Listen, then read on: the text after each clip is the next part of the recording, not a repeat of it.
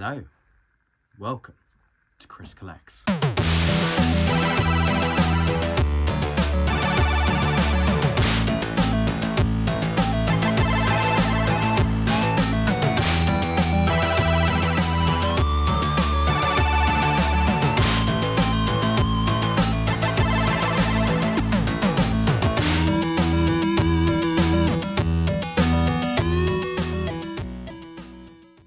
Okay, so I'm actually starting this video the day before I'm filming the majority of the video. We're going to do a few things. We're going to go and have a look in another different CEX to the last one. We're also going to go see two films again, like we did in the previous episode. This time we're going to go see Eddington, and we're going to go and see Darren Aronofsky's new film, Caught Stealing. Before we do any of that, I actually just wanted to show you some things that I picked up recently on a day where I just wasn't even planning a video. So let's get into that. So last week I went to go and see my cousin. We actually met in Tonbridge in Kent, which has like tons of charity shops. And in one of the charity shops they had these two Doctor Who hardback books for $3.99 each, and I just was like, what the hell, why not? So we got Wit, Wisdom and Timey-Wimey Stuff, the quotable Doctor Who. And we've also got Doctor Who Time Lord Fairy Tales, which is just a bunch of kind of short story told in fairy tale form. Love the artwork on this book though. So yeah, this was just really clean looking hardback quote book. And they're also from the kind of Matt Smith, Peter Capaldi era, which I just love. So picked those two up. And then on the way back, I actually had a little bit of time before my bus was going to arrive in order to get home, and there's a B&M right by the bus stop. It's my local B&M. I always go in there and they never have the Doctor Who B&M figure exclusives ever. I've literally never seen a figure exclusive in there the entire time that it's been open. It's been open I think for about 1.5 years, maybe 2 years now. So I was like, oh, well, I doubt they're gonna have the new ones, but I will go in anyway. And I went in, and I'll put the picture up that I took to send to my friend Kenny, who you'll know if you watch the other channel, because I couldn't believe my eyes. They had a full shelf of the brand new exclusives. So I picked up the Eve of the Daleks Executioner Dalek 2-pack, which is History of the Daleks number 2. And then the one that I was most excited about, the 15th Doctor's TARDIS, which is exactly the same as the 13th Doctor's TARDIS box, which I have, but this comes with the 15th Doctor's TARDIS interior, and it also has an extra TARDIS interior card for the 13th Doctor's TARDIS, which I can now put into my 13th Doctor's TARDIS box. So I was just over the moon. This was $19.99, and this was $21.99. Much better than going on eBay. On eBay, I can't seem to find one of these for under 60 quid, which I think is just ludicrous. And that is why the whole B&M thing really annoys me, because they are so hard to find. And that's why I was so shocked, and I couldn't believe how full the shelves were. And they even had an older figure set, the one with River Song, Sideman and Clockwork Droid, which I was just like, wow, I haven't seen that one in person in a B&M either. I didn't get that one because it was also $21.99, and the only figure really I care about in that is the River Song. But yeah, really happy to get these. Really love the look of these Executioner Daleks, and of course can't go wrong with a TARDIS. So let's hit the road. Okay, so here we are in the Wimbledon CEX store for a change. Sorry for the kind of like weird kind of shakiness of the camera. This was actually filmed on my iPhone 13 Pro, and as you'll see in a future video, that's about to get a bit of an upgrade. But yeah, some good stuff in here. First thing that caught my eye was the Fast Times at Ridgemont High Criterion Collection Blu-ray, which was 15 quid. And then I saw this Arrow release of Man from U.N.C.L.E. with on 4K also for 15 quid. I've not actually seen Man from U.N.C.L.E. Let me know if it's worth a watch. If I do watch it, this is likely the sort of version that I would pick up. And then yeah, I was just sort of going along, saw this Alien Covenant on 4K for £10. That is another film that I haven't seen. I saw the last one, Alien Romulus, and loved it. I've not heard great things about Alien Covenant, but let me know if it's worth checking out. And I also came across this Robin Hood 4K for £6. This is a very tempting one for me. It's not a good film at all, but I love the fact that it's not a good film. I know that's a weird thing to say, but yeah, I love how cheesy and bad this film is. Okay, so I saw these Justice League XRWBY or whatever it's called. They had both parts 1 and part 2. Now, I do collect the DC animated films, but I have absolutely no idea what these actually are. I have no idea what RWBY is or anything like that. Let me know if I would be totally lost watching these, or let me know if it's worth me picking them up to add it to the DC animated collection. I've heard kind of mixed things about them, so I've heard part 2 is usually a little bit better than part 1, stuff like that. But yeah, let me know if you've seen them. Then I saw a couple of Blu-rays that caught my eye. These were the next kind of tempting things for me. We had The Mummy Returns. I love that first The Mummy film with Brendan Fraser. I think it's a great film, and I've got that one on 4K. I was never really bothered about getting the trilogy on 4K, but I would at some point like to get The Mummy Returns and The Mummy, Tomb of the Dragon Emperor on Blu-ray. And as you'll see, they also had Mummy, Tomb of the Dragon Emperor, and they were fairly, cheap. So I was really considering it, but as you'll probably see, I don't go ahead with it. And then this is a Blu-ray that has been in this CEX store for, it's got to have been at least a year by now, because I've seen it so many times in here. And when you look at the price, you can probably see why it's been here for so long. I've not seen Sideways, by all accounts. It's, from what I've read, from what I've seen, it's meant to be a really good film. But someone explain this to me. Why is the Blu-ray £28? I'm assuming it must be out of print, but if that's the case, like if it's so rare, why are we not just getting a re-release of this Blu-ray? I think £28 for a pre-owned Blu-ray is just insane. But if you look on eBay and you look at the comps on eBay, £28 is weirdly cheap. So yeah, this is one of those ones where I'm like, it's too expensive for me to even attempt to try and make any money off of either.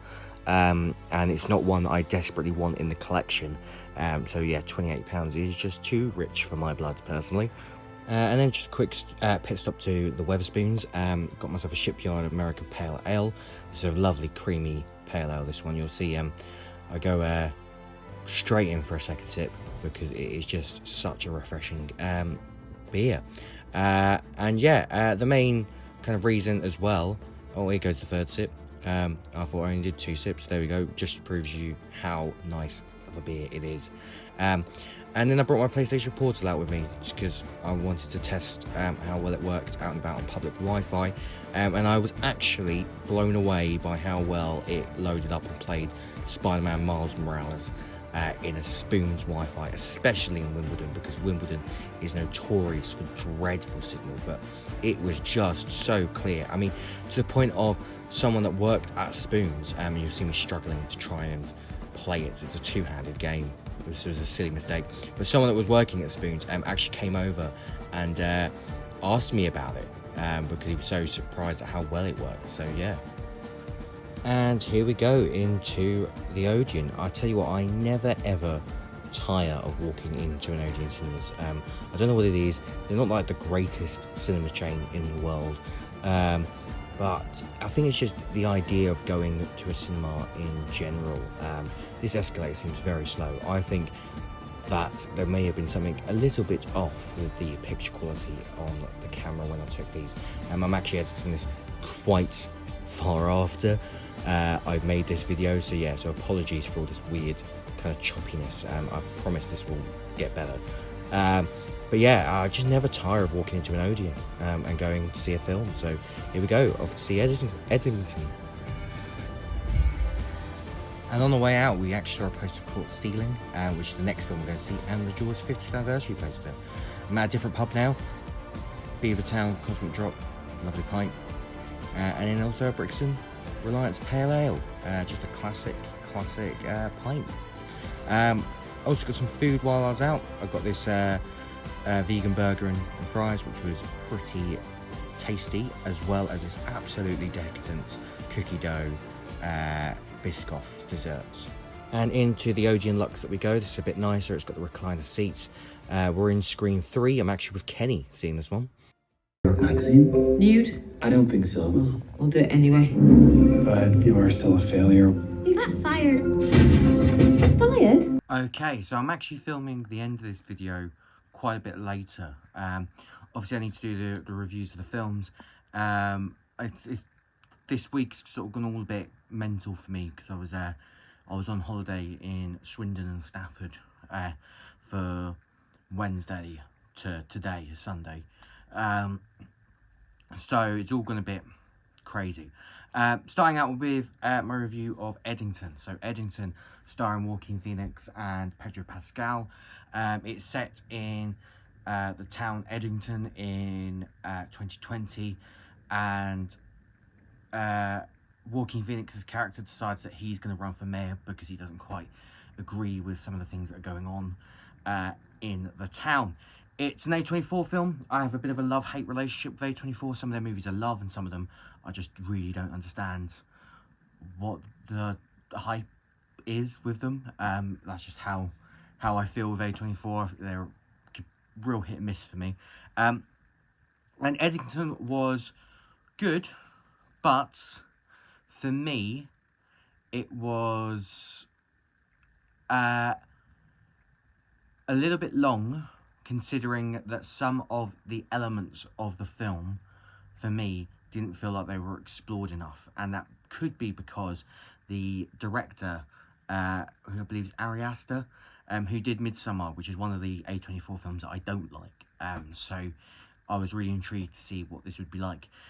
He has said that there's going to be a sequel to Eddington, although he called it a continuation, which that's just a sequel. I don't know why we're beating around the bush with that sort of thing now. But that might be why some of the things I think aren't really explored. I don't think that excuses it though. So yeah. So I thought it was pretty solid, but nothing insanely incredible to write home about. So that's Eddington. And then the second film I saw was Caught Stealing, which is Darren Aronofsky's latest film, which I actually enjoyed a lot. So the plot revolves around essentially Matt Smith's character goes away and asks Austin Butler's character to look after his cat, and then it turns out that there are a bunch of guys that are looking for Matt Smith's character because he is caught up in this big kind of drug deal circle. For me, it was like, there was you could see a lot of Darren Aronofsky-esqueness about it, but it was actually felt like quite a different movie for Darren Aronofsky at the same time. And yeah, just had a lot of fun with it. I thought it was a really enjoyable film, actually. So yeah, so those were the two films that I saw. I did get some pickups, but not on that day. Actually, this is why I've kind of held off making the end of the video. In Swindon, they have a HMV and they have a CEX. So I went to HMV specifically looking for the new Monty Python and the Holy Grail 4K Steelbook. They didn't have it. What they did have, though, is this. Kinds of Kindness, which is a film by Yorgos Lanthimos, who did, I can show you actually, right here, he did this film, if I can get it out. Poor Things, which I really enjoyed. It's really weird, but I enjoyed it. Same with this, really weird, but I enjoyed it. And he's actually got a new film coming out, which I think is called Begonia. So yeah, but I'm a big Emma Stone fan, so I have to have, like, I just have to get every film that she's ever been in. So even though I didn't love Eddington, I will be getting that on Blu-ray and adding it into the collection, because I've got to have every film. And this one I'd been waiting on, and as you can see, it was on sale. It was 14.99, and it was 11.99, which is why I got it, with a nice slipcover, and it includes a poster. So let's get this opened up and have a look at this poster. If I can open this. There we go. Let's take a look at this poster.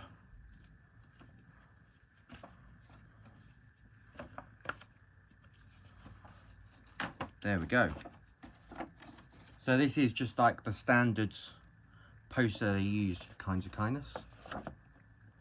But yeah, it's always nice when Blu-rays include something a little bit extra. I believe this on Blu-ray in the UK was exclusive to HMV, so I'm glad I got on that now, before it might have been a bit tricky to get a hold of. So that's the latest Emma Stone collection pickup. I do also like that the Poor Things and Kinds of Kindness slipcover spines kind of go together, which is quite nice. I then went on Amazon and placed an order because like I said, I was looking for the new Monty Python and the Holy Grail steelbook. Now, I do have Monty Python and the Holy Grail on Blu-ray, and this weirdly was quite a hard Blu-ray for me to get a hold of when I got it. But I absolutely love this film. It is my favourite Monty Python film. And I'd heard that the 4K transfer was really good, which I'm sure it is, because I did actually go see it in the cinema, I think, last year. So, here it is, the 50th anniversary Monty Python and the Holy Grail 4K steelbook. Now, a lot of times I don't open steelbooks. This is one I'm going to open because it came out about a week ago. It was $34.99, and it was very easily purchasable. So, I don't see it massively selling out. I think the days of steelbooks selling out are starting to become slimmer and slimmer, because the prices are just astronomical. I wouldn't normally I can't get into this. I wouldn't normally pay $34.99 for a brand new 4K steelbook, because I think that's a little bit on the high side. I think they should be $29.99, considering that a standard 4K is $24.99. But yeah, they just seem to be going up and up now. Lots of gags on the front here. You've got, just on the J card, nominated for 26 Oscars, 3 Bryans, a Maureen, and 1 Sergio. So a nice little awards joke there. Sets the cinema back 900 years. Another film completely different from some of the other films, which aren't quite the same as this one. Makes Ben-Hur look like an epic. And now, at last, again, Monty Python and the Holy Grail. Let's get the J card off so we can have a better look at this steelbook, which does actually include the Blu-ray. So I shall be trading the Blu-ray into CX, because I think it trades decently. I don't think it's anything groundbreaking, but I think it is fairly decent. There we go. There's the J card off, and there's the front and the back and the spine. And then if we open it up, the discs are double stacked on each other. We've got the 4K disc, which has the standard Monty Python and Holy Grail artwork, and you've got the Blu-ray disc, which I believe this artwork is different from the standard Blu-ray, which we can check now. Yes, it is. So that's what the old Blu-ray disc looked like, and that's what the new one looks like. So just some slightly different artwork. The Blu-ray release also had this nice inside cover art of the main characters, King Arthur and the Knights of the Round Table. And also, really weirdly, I don't know how I've only just noticed that, tells you that it's available on the App Store, which, I mean, I assume it's available to buy via like iTunes. or you know, Apple TV. Weird that. This though does also have some nice cover art on the inside. It is in black and white, but still nice nonetheless. So yes, this is a really nice addition to the collection. Definitely a steelbook that I wanted to get my hands on. In terms of special features, I believe this includes everything that was on the Blu-ray. Yeah, it includes everything that was on the Blu-ray. I don't know if it includes... oh yeah, it does include some extras. So on the 4K disc, you got the near theatrical version of the film. Not 100% sure what it means by near theatrical version of the film. I'll have to look into that. And it also includes "'Tis But a Tribute, 50 Years of the Holy Grail." And then on the Blu-ray disc, you've got commentary with John Cleese, Eric Idle, and Michael Palin. You've got commentary with Terry Gilliam and Terry Jones. You've got the 2015 Tribeca Film Festival Q&A with Terry, Mike, John, and Eric.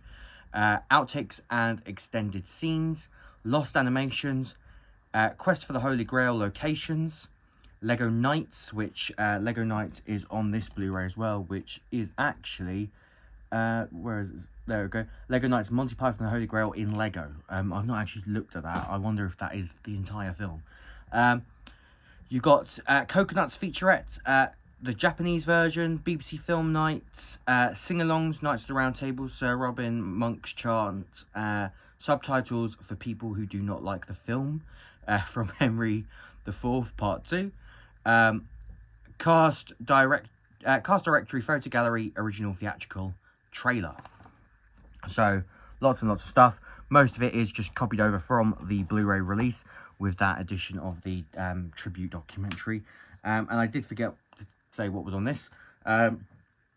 You actually have a featurette. It takes all kinds, the vision of Kinds of Kindness and deleted scenes. I will be taking the price stickers off. There's 3 price stickers on this slipcover. But yeah, I'll be keeping the exclusive HMV one and the poster included sticker on that slipcover. So yeah, so that was everything. So thanks for watching this video. Hope you enjoyed it, and I'll see you in the next one.